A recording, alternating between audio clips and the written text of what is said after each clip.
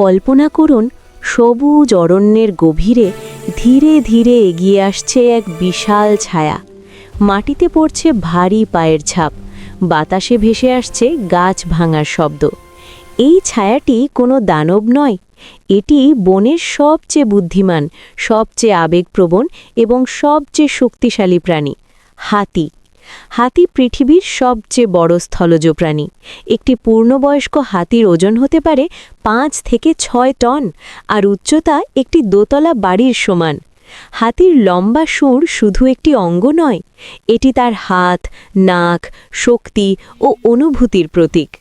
এই সুর দিয়ে সে গাছ উপড়ে ফেলে, আবার খুব আলতো করে নিজের শিশুকে আদর করে।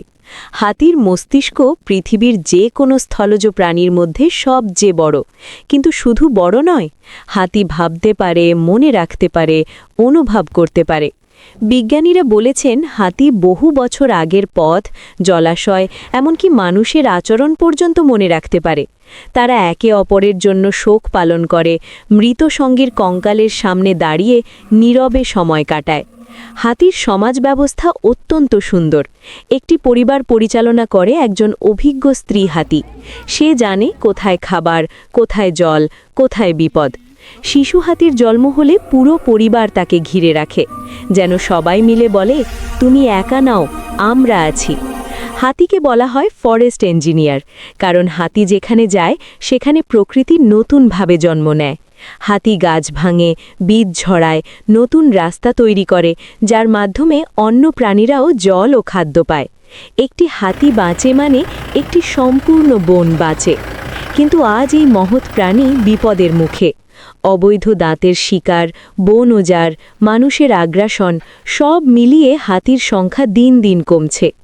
এক সময় যেখানে হাজার হাজার হাতি ছিল, আজ সেখানে শুধুই নীরবতা। প্রশ্ন হচ্ছে, আমরা কি এই নীরবতাকে মেনে নেব? হাতি কথা বলতে পারে না, কিন্তু তার চোখ অনেক কিছু বলে। প্রকৃতিকে ভালোবাসলে হাতিকে বাঁচাতে হবে, কারণ হাতি শুধু একটি প্রাণী নয়, হাতি আমাদের ইতিহাস, আমাদের সংস্কৃতি এবং আমাদের ভবিষ্যৎ।